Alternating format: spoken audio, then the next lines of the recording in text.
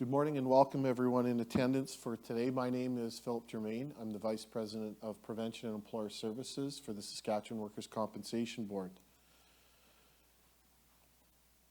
Today's agenda, we're going to do a quick overview and introduction. Then we'll move into the rate setting process, including industry premium rates, the rate model itself, and then an overview of the transition that happened in 2018. And then we'll talk about next steps. I also want to take a minute to set expectations regarding the information that you'll receive from today's presentation. We will not be giving you your 2019 premium rate today. We will show you a comparison of your 2018 premium rate under the old model and under the enhanced model, and some information of what is driving the differences.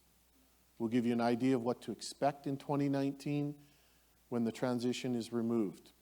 We're providing this information to give employers and industry an opportunity to plan and prepare for the potential premium rate increase. We've scheduled about an hour for the presentation and an hour for questions. And for those online, you can submit questions at askwcb@wcbsas.com.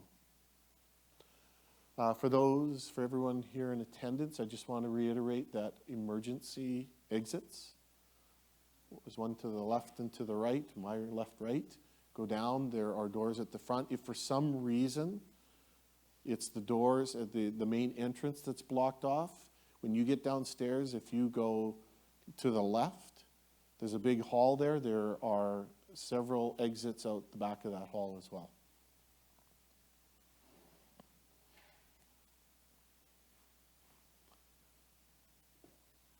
I think most people understand this, but at the end of the day, what do your premiums pay for? So we're talking about how premiums are calculated, or the premium rate is calculated. Your premiums and the premiums you pay, for employers, you fund the compensation system, and for that you are protected from being sued if there is a workplace injury. The premiums you pay also ensure your workers are protected if they're injured on the job. They'll receive wage loss, they'll receive medical benefits and medical support, and rehabilitation benefits. The main objectives of the rate setting process are to ensure that the overall premium requirements of the WCB for the coming year are met. Premiums should cover all current and future costs for claims from employers operating during the year. That will include workers' compensation or wage loss benefits, vocational rehabilitation benefits, healthcare costs, survivor benefits, the administration of the system, and the funding of safety associations. The premiums will also should cover the distribution of these revenue requirements across all employers and make sure that it's equitable. While maintaining collective liability, it should promote accountability and fairness and recognize injury prevention and disability management practices.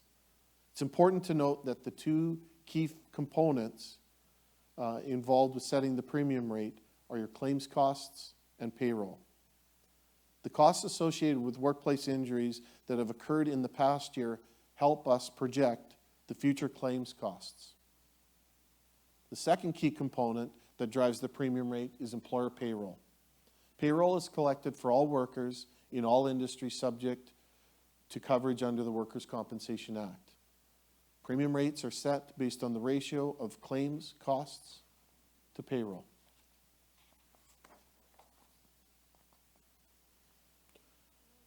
WCB is funded by the premiums employers pay and the investment income earned from those premiums. Premiums that we collect in a year cover all costs of claims that happen in the year. So if somebody, 15-year-old, is severely injured and requires a lot of care, attention, or support, we're going to collect enough money, enough premiums in 2018 to pay for the lifetime costs of that claim. An actuarial model is used to predict claims costs for the upcoming year.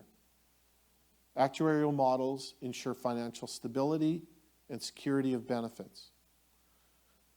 Costs include an industry's own claim costs as well as their portion of shared costs, which is the collective liability component of the insurance program. So at the end of the day, we capture the costs that the industry is accountable for, which is their own costs as well as a portion of shared costs. And then the industry premium rate is costs divided by payroll.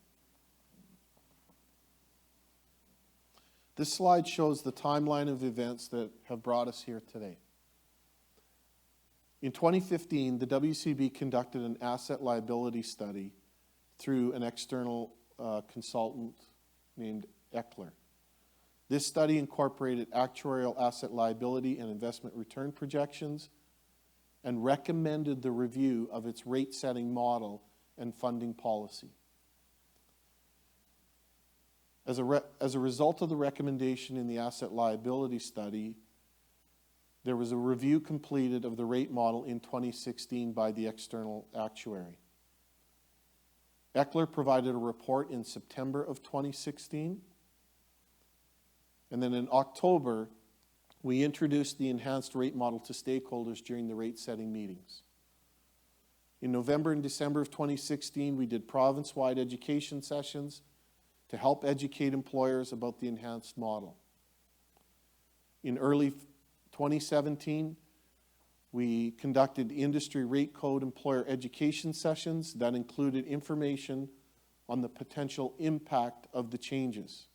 And we consulted with employers on how to transition to the enhanced model.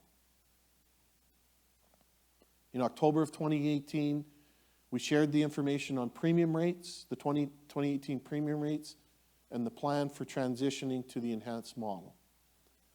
The enhanced model was implemented in January of 2018, and during this February, we are meeting with the 14 rate codes that will likely see their premium rates increased due to the enhanced model, and make sure that they understand the impacts of the enhanced model and the potential premium rate increases for 2019. Excuse me.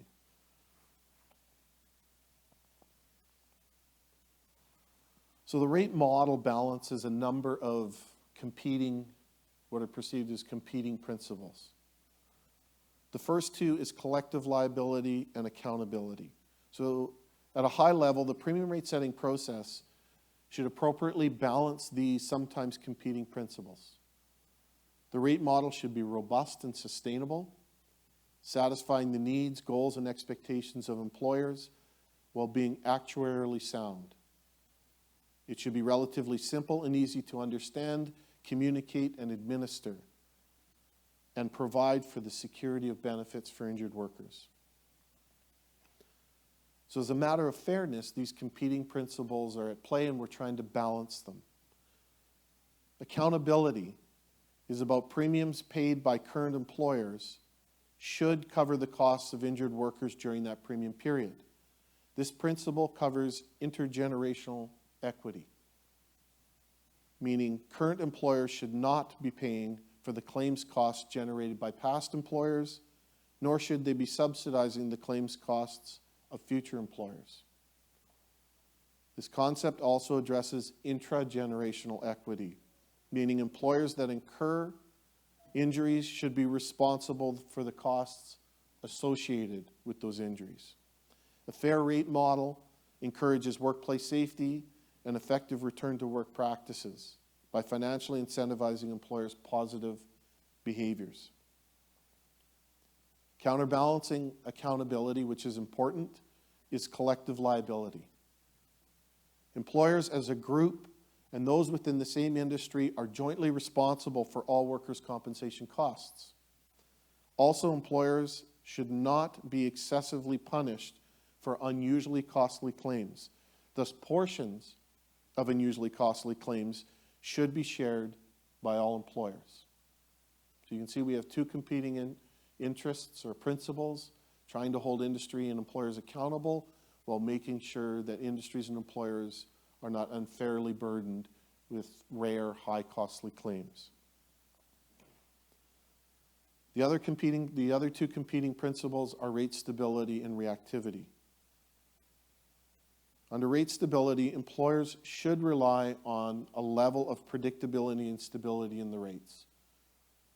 It's hard to manage rates that are bouncing up and down significantly. So you want a reasonable amount of predictability and stability within the premium rates. Counterbalancing that is reactivity.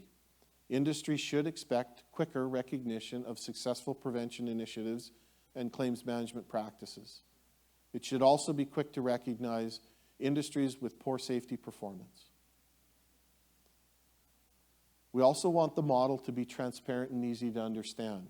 Employers should be able to understand the factors that went into setting their premiums, and the WCB should be able to clearly communicate this information to employers. And if we just think about our own house insurance or vehicle insurance, we're often lumped in. So whatever vehicle we have, we pay similar premiums as other people with similar types of vehicles. From there, the premiums we pay will go up or down depending on the number of accidents we've had, the cost of those accidents, and or what types of risky behaviors we've engaged in. Having said all that, so your premiums could go up if you've got a poor record or had a number of claims, or it might be lower than everyone else's if you have no claims. But in the event that your vehicle is totaled, gets stolen or something like that, it's going to be replaced with money that was pooled by all employers, that collective liability. You're not going to be responsible for the costs associated with replacing that vehicle. WCB is a similar type of insurance program where we're balancing all these similar principles.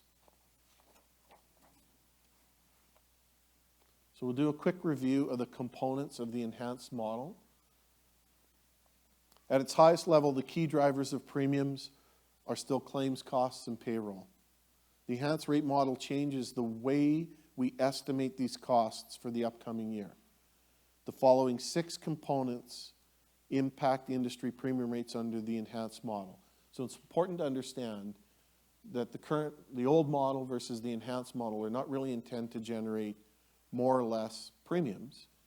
It's just the way we calculate what we would consider your fair share of those premiums or costs. So I'm going to provide just kind of a high-level overview of the components that make up the enhanced model. First one is credibility of industries. Credibility is the extent to which you can use past experience to predict future experience. Under the current classification structure, there are a number of small industry rate codes with lower credibility, making it difficult to predict future claims experience. So under the old model, if you had a low credible rate code, you didn't have enough claims information, or in this case premiums, we would actually augment your experience with the board level experience to get enough information data really to try and predict future costs for your rate code. The change that the enhanced model made was for rate codes that are not fully credible, their experience should be complemented with a longer experience period. So normally we would try and use 5 years of experience, and if we get 100% credibility using 5 years of experience, that's the experience we'll use to predict future costs. If it's less than 100%, then we'll use 10 years of experience to augment it to try and increase your credibility so that we can more accurately predict future costs. So what does this mean? It adjusts credibility to use more of an industry's own experience. So you're holding an industry more accountable for their own experience. We're trying to achieve a reasonable balance between reflecting recent experience and reducing volatility for smaller rate codes, which improves predictability of costs in the premium rate.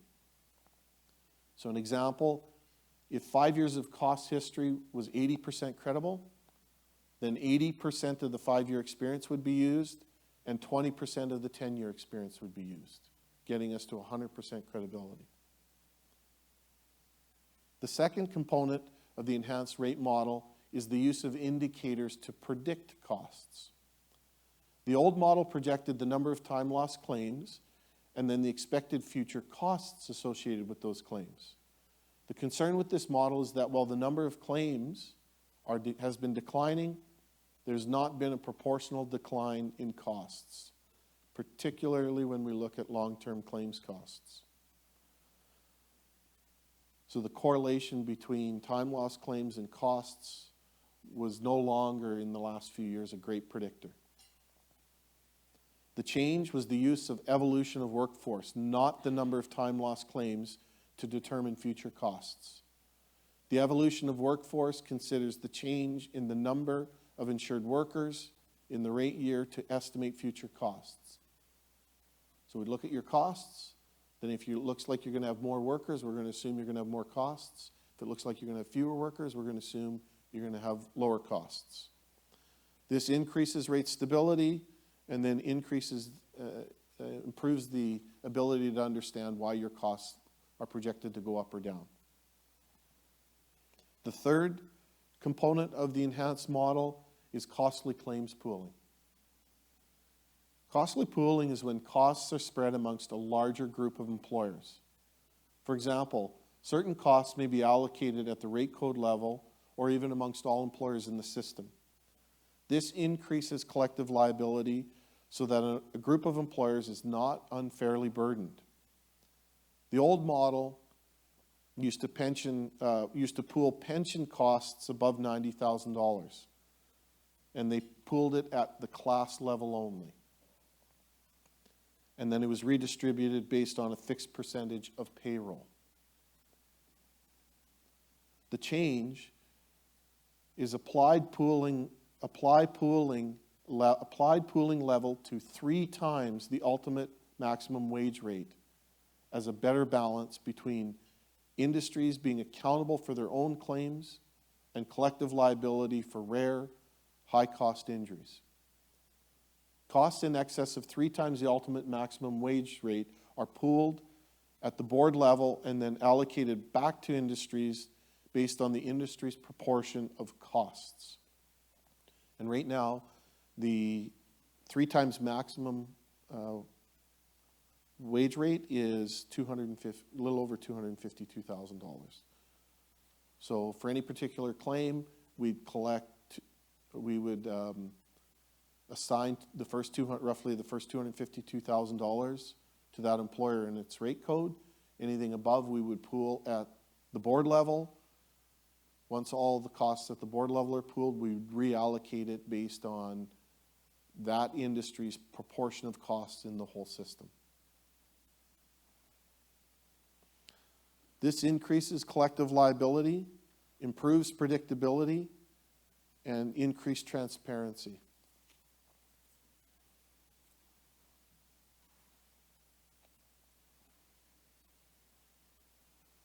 The next component is allocation of fatality costs. The old model averaged the costs of fatalities and allocated equally to each industry rate code based on a 10-year average.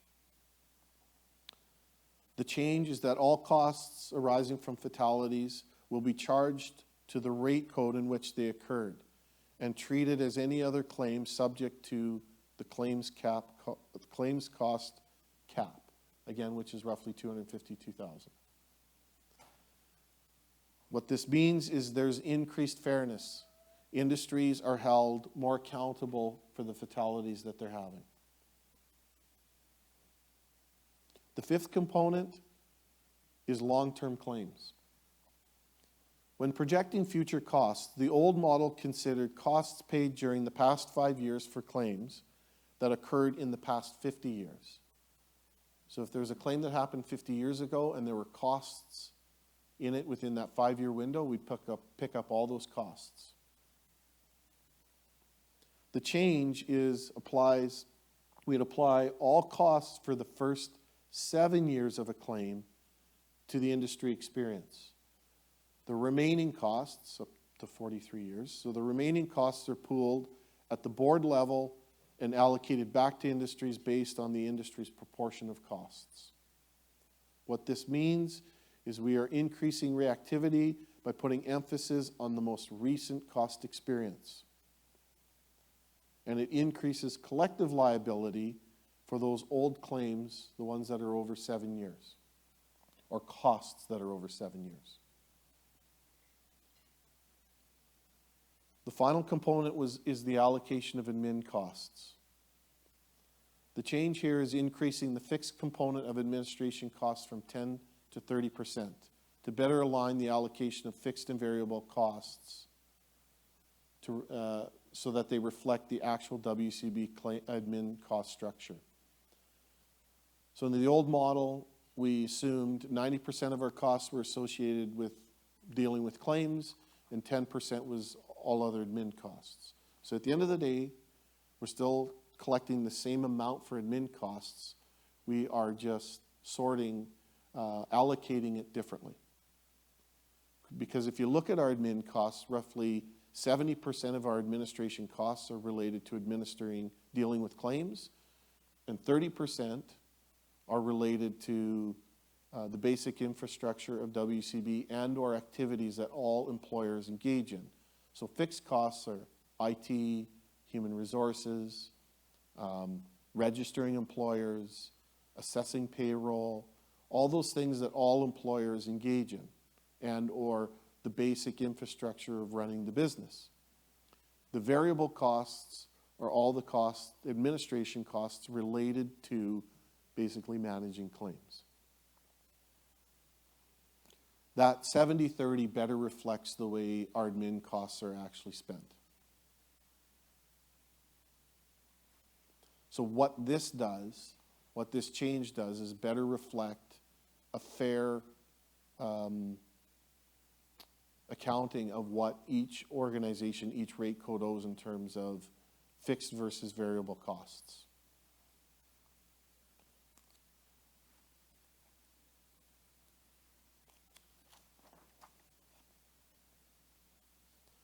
So the enhanced model was implemented for 2018, and after customer consultation, the board decided to transition impacts for those whose premium rate would increase under the enhanced model for 2018.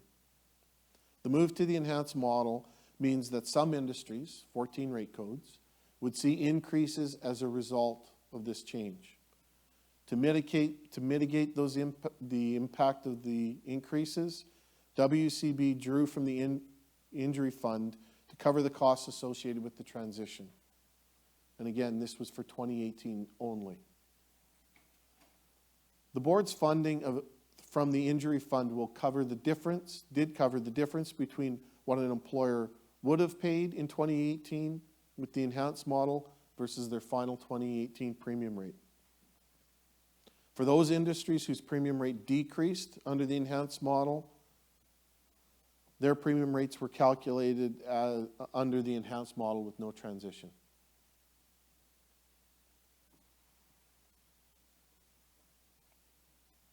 For 2019, all premium rates will be calculated under the enhanced model with no transition. So this slide just simply depicts the two different ways that we transitioned rate codes. In example one, the 2017 premium rate was $1. Under the enhanced model, they should have had an increase to $1.30. So transitioning means we would continue to use the old rate model, and in this case, that using the old rate model, the premium rate came to $1.20. So we transitioned the industry somewhere between $1 and $1.30 to $1.20.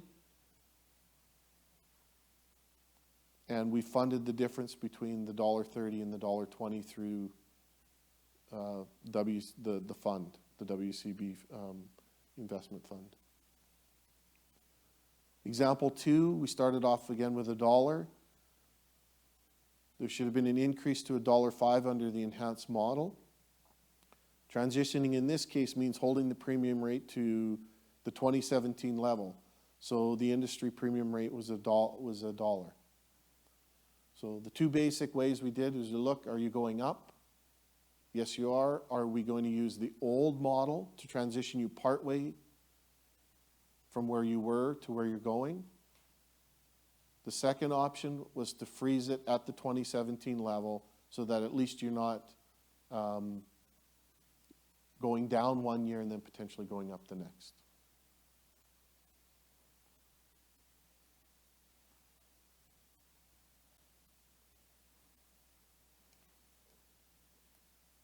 Industry impacts provided in this presentation are comparing the 2018 premium rates from the old model to the enhanced model.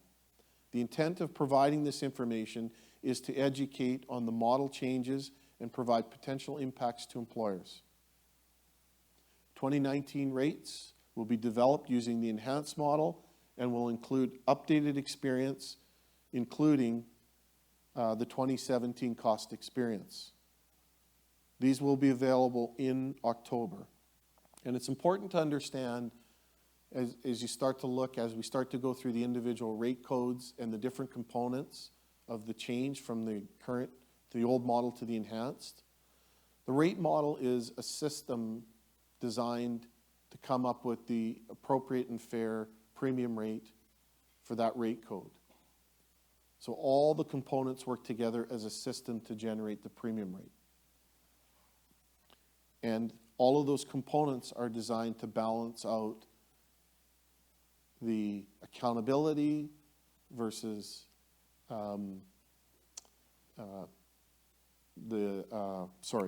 accountability versus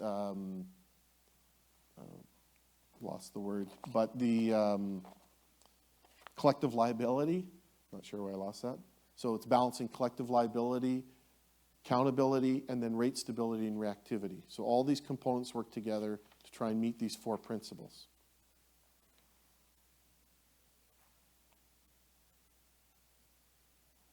So we start off by looking at M41. And we'll go through each component and give a brief explanation of what's happening here. So under credibility, which is designed to, do we have enough information, claims cost data from the past to predict the future? Under the old model, this rate code was 20% credible. So the experience of the industry was better than the overall board experience. So by blending the industry experience with the overall board experience, this caused an increase in their premium rate. Under the enhanced model, the rate code is 38% credible. The 10-year costs are higher than the 5-year cost, which increases the cost used in the enhanced model. So under the old model, there was a bump up in terms, because there just wasn't enough experience in the rate code. Under the new model, we're using only the experience from the rate code, and the difference between the 5-year, 38% of the 5-year costs versus 62% of the 10-year costs.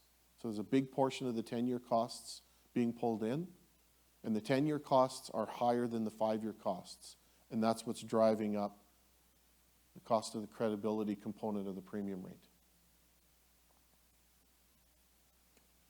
Under change of indicators,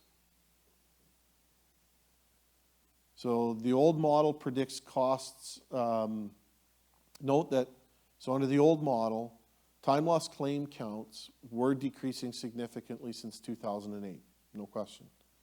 So this means that the time loss claim count time loss claims caused the rate model to expect a corresponding decrease in claims liability. Using workforce will cause the rate model to expect a decrease in claims liabilities, although not to the magnitude of using time loss claims to predict whether the costs are going up or down. Therefore, the adoption of workforce as an indicator of costs will increase M41's premium rate. Simply because the old model used to predict significant decreases in costs because time loss claims are going down, but in reality for this rate code, costs were not going down as fast as time loss claims were going down. Under costly claims pooling, average pension costs, so we used to, under the old model, we used to pool pension costs over $90,000. The average pension costs are 6% lower, were 6% lower than the average sector, M sector pension costs. So M41 used to get a bump up in their rate through the pooling process, through pooling pension costs. Under the new model, under the enhanced model, costs in excess of 3 times max are 100% lower than the board average. Therefore, pooling costly claims will increase your rate. So at the end of the day, what's happening is the amount you're putting in is less than the amount that's coming out from pooling costly claims. That can change over time depending on the mix, but as it stands right now, that rate code happens to be putting in less than what's coming out based on their proportion of costs in the system. For fatalities, there was one fatality between 2012 and 2016, and the costs associated with that fatality compared to the old way we used to identify costs associated with fatalities is causing a 1 cent bump in fatalities for this rate code. Long-term claims. This component increases reactivity and accountability by putting more emphasis on recent cost experience. M41 receives a smaller proportion of pooled costs for long-term claims, which is going to decrease their rate by 5 cents.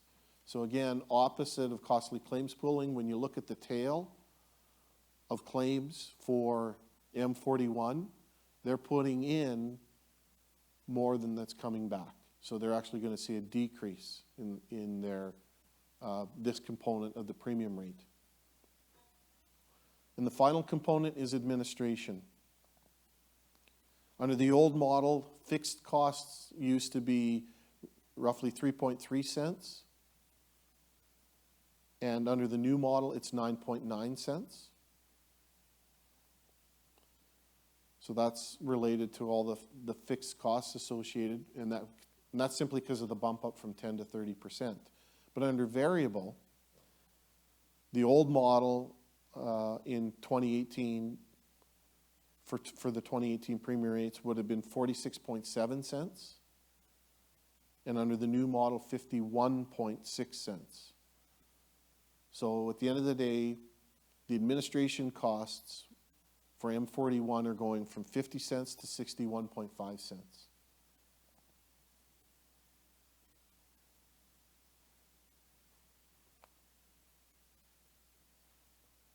So this slide shows an illustration of how your premium rate was transitioned. As you can see, the 2017 premium rate for M41 was $240. The old model produced a rate of $213 for 2018. And the enhanced model produced a rate of $262. The 49-cent difference is what we just walked through on the previous slide. The final rate for 2018 is $2.40 as we held the rate at the 2017 level as part of the transition. This means 22 cents was covered from the injury fund for 2018. Now, prior to this presentation, I just took a look at what the 2017 premium rate would have been had we applied the enhanced model in 2017. So in 2016, we were projecting M41 would have went to $2.81 in 2018 under the enhanced model. So had we implemented the enhanced model in 2017, this premium rate would have gone from $2.81 down to $2.62. So the experience of the industry is being recognized, but the reset in terms of how we're redistributing all the costs in the system is causing, from one year to the next, that reset is causing this kind of initial bump.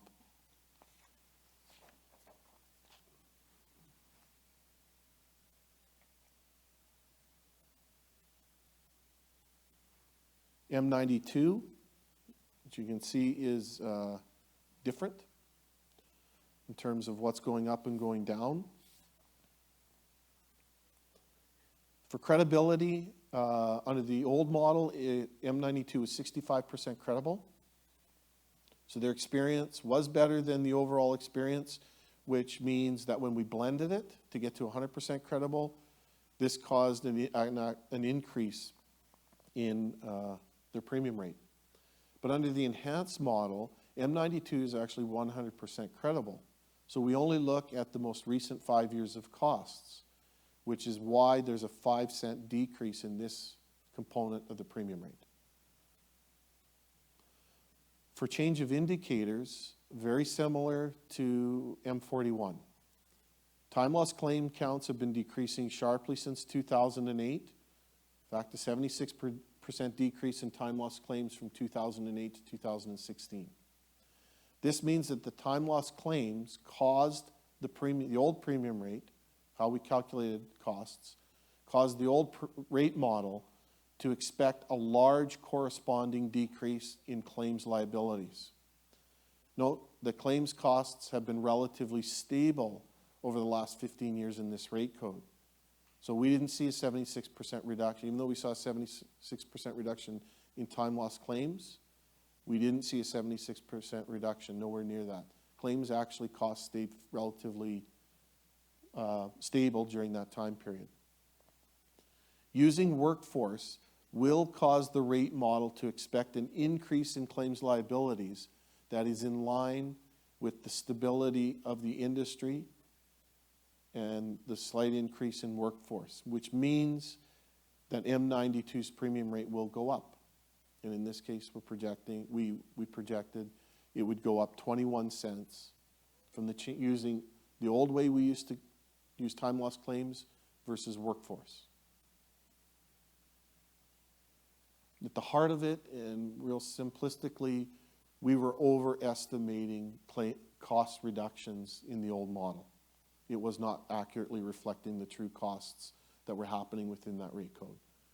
Great job on reductions of time loss claims. So there's no question that they've stripped out costs in the system, but not as much as the model was predicting. Claims cost pooling. Average costs were 14% lower than the average M sector. So under the old model where we only used to pool pension costs, their costs were lower. So pooling them would have actually caused a bump up in the premium rate by pooling pension costs with the whole M class. When we look at the new model, the enhanced model, costs in excess of 3 times max are 97% lower than the board average. Therefore, pooling costly claims will increase their rate. The rate increase from pooling costly claims more than offsets the benefit that M92 receives from no longer pooling pension costs, resulting in a net increase to their rate. Under fatalities, M92 had 1 fatality from 2012 to 2016, and again, the costs associated with that were higher than the costs associated with the old model of determining fatality costs, which caused a 1 cent increase for fatalities in this model. Long-term claims, similar to M91, M92 has a larger portion of costs in their long-term average compared to the rest of the system, other rate codes. So pooling costs decreases their costs. They're putting in more than they're taking out, which is a 2% reduction in this component of the premium rate. And the final component is administration. In this case, the fixed model, same thing, goes from 3.3 cents. The fixed component of the administration goes from 3.3 cents to 9.9. However, the variable goes from 33.5 cents under the old model down to 32.6 cents under the new model. The difference in admin cost component of your premium rate goes from 36.8 cents to 42.5 cents, roughly a 6-cent increase. Now, similar to M41, if we look at the 2017 premium rate under the enhanced model, in 2016, we were projecting a 2017 rate under the new model of $1.73.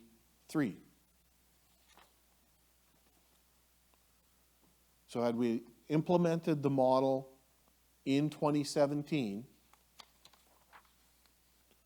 that 2017 premium rate would have been $1.73 versus $1.44. And then we would have seen a corresponding decrease from $1.73 down to $1.57.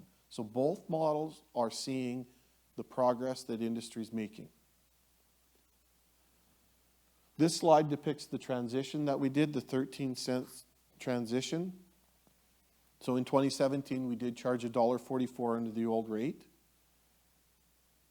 The old rate for 2018 would have been $1.33. The enhanced model was $1.57.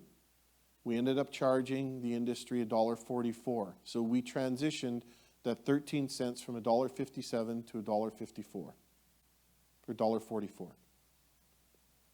So what's important is that 13 cents will likely get picked up in 2019, all things being equal. I'll talk about that at the end. And then the final rate code that we'll go through is M94. In M94, the old model had this rate code at 42% credibility level, and the experience was better than the overall board experience, which increased their costs in the current model. Removing that blending would actually see the premium rate go down. But now we had the new way of identifying, calculating credibility. And under the enhanced model, this rate code is 67% credible. So we have a blend of the 10-year and 5-year costs. And the 10-year costs are higher than the 5-year costs, which significantly increases the cost used under the enhanced model. So the 10-year costs, obviously, the old costs in the system, because we need to look at industry's experience. And in looking at that 10-year window versus just the 5-year window, there's clearly higher costs in the older claims than in the current 5-year costs. Under the change of indicators, again, time loss claim counts have decreased sharply since 2006. There was an 81% decrease in time loss claims from 2006 to 2016. This means that the time loss claims caused the rate model to expect a large corresponding decrease in claims liability. But note that the claims costs have been relatively stable over the last 15 years. We did not see a corresponding decrease in costs as we did in time loss claims. So 81% decrease in time loss claims over the last decade, but the claims costs actually stayed relatively level. So using workforce will cause the rate model to expect an increase in claims liability that is in line with the general growth of the industry. Therefore, the adoption of workforce as an indicator will increase M94's premium rate.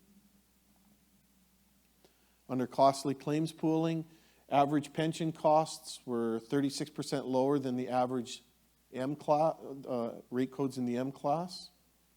So pension pooling used to increase the M94 rate. Under the new model, costs in excess of 3 times max are 22% higher than the board average. Therefore, pooling costly claims will decrease their premium rate. M94 had 2 fatalities from 2012 to 2016, and the costs associated with those fatalities were higher than the way we used to average fatality costs, causing a 2% increase in the rate. Long-term claims costs. M94 has a larger portion of costs in the long term than the average rate code. So pooling those costs decreases their costs. So again, they're putting in more in the long term from pooling long-term costs. They're putting in more than they're taking out, which is causing a 3-cent decrease. And under the administration, very similar to the other rate codes, fixed is going from 3.3.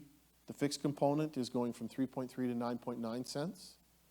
The variable component is going from 44.5 cents, or went from 44.5 cents to 46.7 cents. So the total there is the admin costs, the admin component of the premium rate went from 47.8 cents to 56.6 cents. And very similar to the other two rate codes, had we implemented the new model in 2017, in 2016 we were projecting a 2017 premium rate under the new model of $2.63.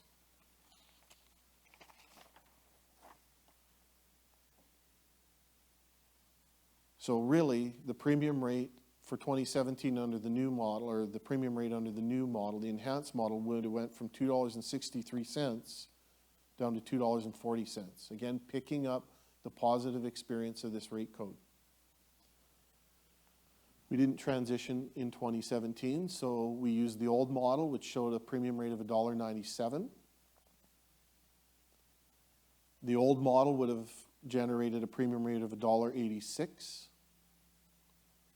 The enhanced model showed a premium rate of $2.40. So we left the final rate at the 2017 premium rate level at $1.97. So there's 43 cents that we transitioned between the old model and the enhanced model.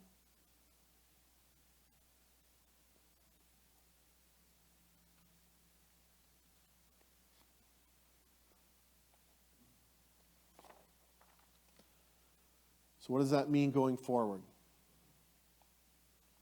All things being equal, your 2019 premium rate would increase under M41 to $2.62, M92 to $1.57, and M94 to $2.40.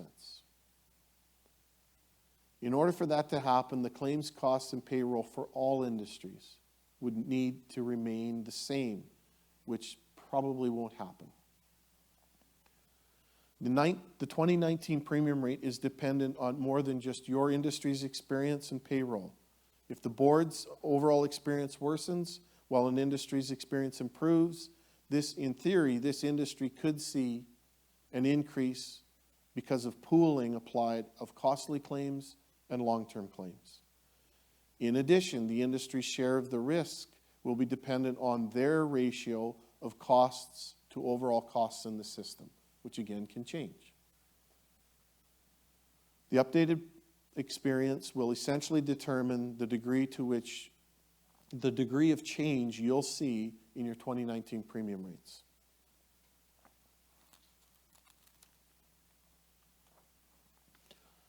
So what's next?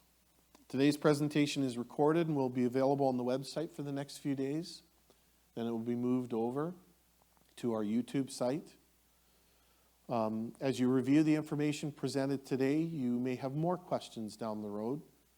You can submit your questions to askwcb@wcbsas.com, and we'll get back to you within a week.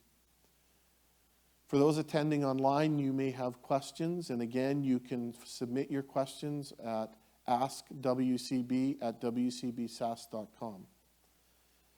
And just a reminder that the 2019 preliminary premium rates will be available in October.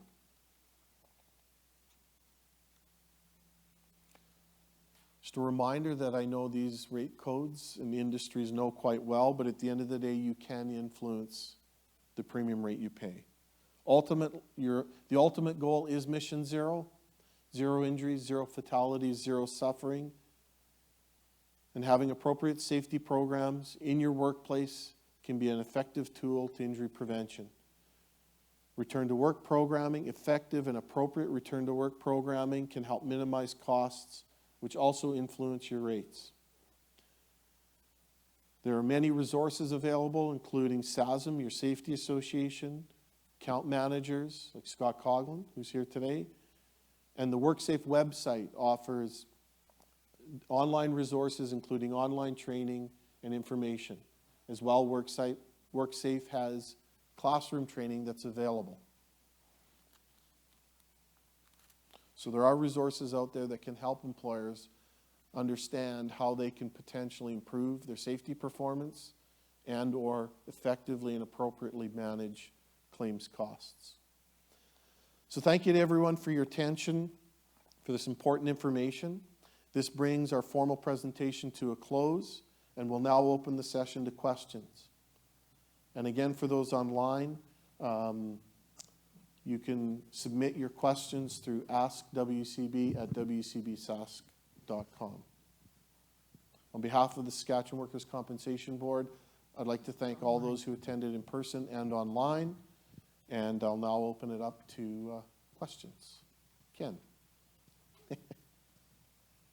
Just for those that are online, Ken Ricketts from SASM. I actually have 4 questions, but we'll see. Good. A little preamble for moving the credibility back to the 10-year thing. Yes. The 3 rate codes that we deal with, M94 and M41 being 2 of them. M41 actually, to get to $16.5 million in costs, we'd have to go back almost 15 years. So what, if we don't hit $16.5 million in costs in a 10-year period, what's done then? Balanced by the rest of the province, or? No, it would just use the 5 and 10 year. So again, costs won't be as predictable as a rate code with 100% credibility. Okay. So we won't go back as far, we don't go back as far to get to 100%. We just use the 5 and 10 year period and get as accurate as information as we can using that. To your point, otherwise we're going probably too far back, and that experience probably doesn't reflect the most current experience for that rate code. Okay. Is there a change in the calculations for particular firms? Currently, it's at their last 3 complete years for the experience rating? Experience rating hasn't changed. Okay. All right. Good question. 14 rate codes went up. Yes. How many went down? The other 36. Okay. So there's Okay. 50 in Nobody total. stayed the same? Okay. I can't. Yes. Oh, you know, I do have that information. M91 stayed the same. Yeah, I think there was a couple that stayed the same. Okay. And was there under the new model for the entire province, did the average premium go up, down? Say that again? Under the new model, the enhanced model, did the average premium for the province go up, go down, stay the same? Stay the same. At the end of the day, weren't, the enhanced model is designed in theory to collect the same amount of dollars total, just redistributes it to the rate codes in a different, what we would consider a more fair way. Okay, thank you very much. Thank you. Any questions online? Nothing so far. Okay.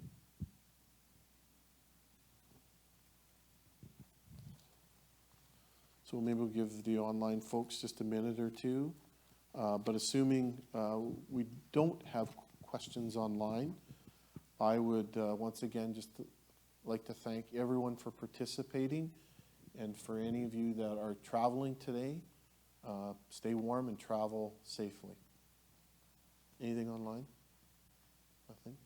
Okay, for those that are online and you're still thinking about maybe the question you'd like to ask, there's no time limit. At any point in time, send us an email, give us a call, and we can answer your question anytime in the future, understanding that, and there are resources available. So if you're seeing this information for the first time, there's a white paper that describes the whole rate model, as well as some YouTube presentations that go into much more in-depth overview of the model itself. So you may want to look at those, and that might help you make a bit more sense of what you heard today. But if not, don't hesitate to contact us through email or phone, and we'll get your questions answered. So with that, assuming we have no questions online, I'd like to thank everybody. Have a safe day. Thank you.